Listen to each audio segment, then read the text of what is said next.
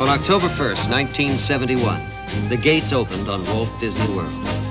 Walt had the luxury of size, a space about twice as big as the island of Manhattan.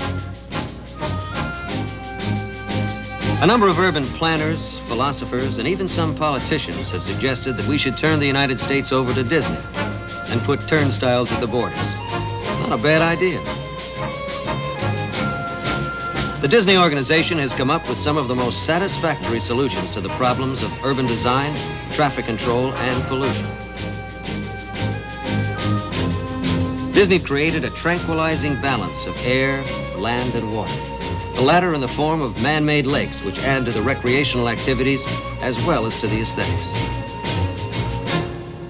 7,500 of the 27,000 acres at Walt Disney World have been set aside as a wildlife preserve for the animals indigenous to Central Florida.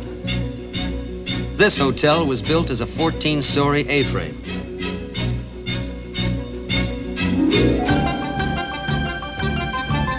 The rooms, pre-built with carpeting on the floors and towel racks on the walls, were then hoisted by cranes and guided into place, completing construction in a fraction of the time.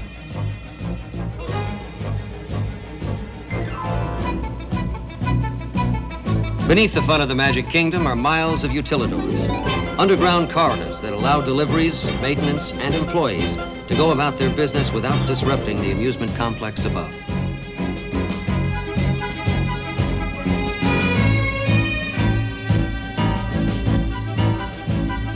But for all the innovation of construction and design, for all the breakthroughs that the Disney organization was able to achieve here, there were still plans to take the concept one step higher. This universality of Disney carries on after his death in the projects that he had put on the drawing board before he died. The Epcot Center in Florida is a case in point, bringing together representatives of international industry, international commerce, the governments from other countries, political organizations, in a permanent World's Fair, carries on that theme of his that we are indeed one people. Epcot Center, the most ambitious and costly dream Walt Disney ever had. 800 million? $800 million? So Walt got another no, a very emphatic no. And what did he have to say about it? I don't believe there's a challenge anywhere in the world that's more important to people everywhere than finding solutions to the problems of the future. Naturally, he was off and running. And this is what it's going to look like. Even his models are a work of art. Look, the people in there already. Now, let's imagine we're with them, seeing Epcot Center for the first time. We enter Spaceship Earth, the gateway to Future World. We board a time machine and go spinning into the past. We find ourselves in the Stone Age, and very glad we're living today. We'll travel through time into the future, where we'll be transformed into an electrical impulse and then beamed to an orbiting satellite. And what's really wild is we'll be suspended in space and able to look down on the blue and white oasis of Earth. That's something. Who says we can't all be astronauts? The universe of energy. We'll travel in a theater car that carries 100 passengers at a time through earthquakes and erupting volcanoes. And that's not all. We'll see full-scale prehistoric creatures doing what prehistoric creatures did. And no matter how big you pictured them to be, they're a lot bigger. This is New Horizons, where we'll venture into the 21st century. We'll discover the way we're going to live in the city of tomorrow. A desert farm. An underseas community.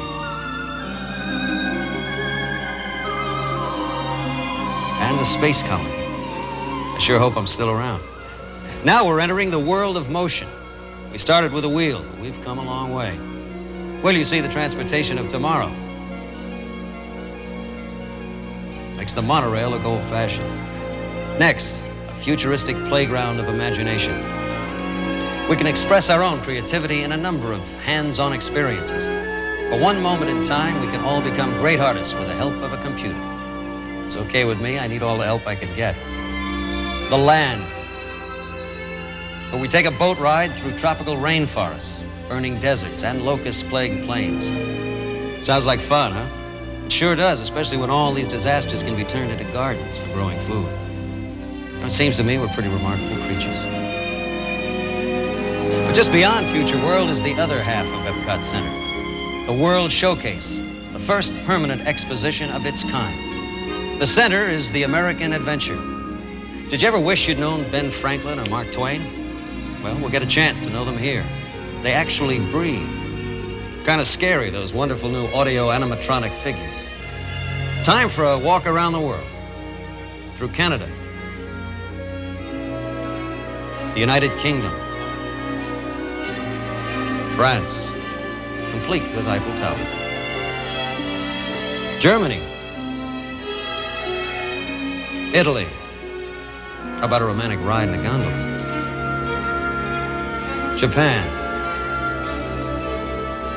Mexico, and China. All this without ever having to go through customs. Well, that was a wonderful journey, but it was all pretend.